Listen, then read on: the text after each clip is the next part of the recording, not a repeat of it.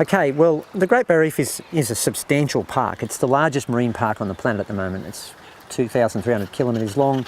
It's 344,000 square kilometres. To put that in perspective, it's bigger than Japan, and it's longer than Italy, you know, to try and get people to get that. And we've got 2 or 3 patrol boats to look after it, so it's quite difficult.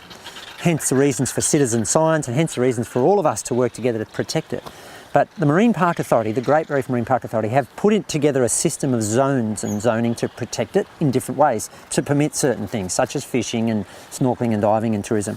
And Lady Elliot is very fortunate in that one of the things that we worked with the Marine Park Authority back in 2004, 2005, we got declared a green zone, which is total protection. No fishing, no spearing, no taking. And it was always a beautiful place in the water. When we first came here, it wasn't a green zone. It wasn't protected. We could take people fishing, and it happened that people would come out here, they'd go fishing, they'd come back, people would come in here, they'd go spearing. So when I first snorkeled here, there was no big fish. They'd been hooked or speared or whatever. Or maybe they ran away because they knew it was a dangerous place, whatever. They weren't here. You'd found very few big fish in the 80s and even the early 90s.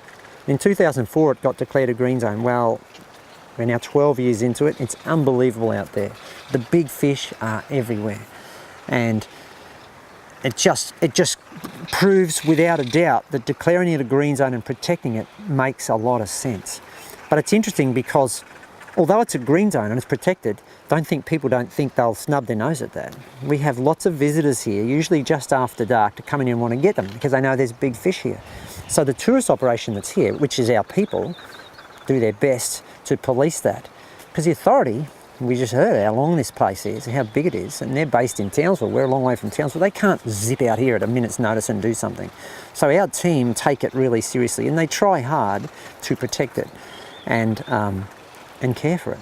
So green zoning is fantastic, but there would be those that would say the whole reef should be a green zone. But that's not fair, because fishing is a sustainable industry, provided it's done sensibly. Tourism can be done in different ways, spearing can be done in different ways. There's so many other practices, aquaculture and so on. These things need to be balanced. So the zoning plans work well, but green zones are really important, and this is one of the pristine ones. But what's really good about this one is you can see what was and what is.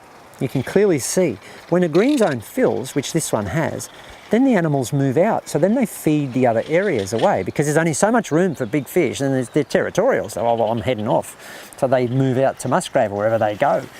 So yeah, the green zoning and the whole zoning system, I think, has been done really well.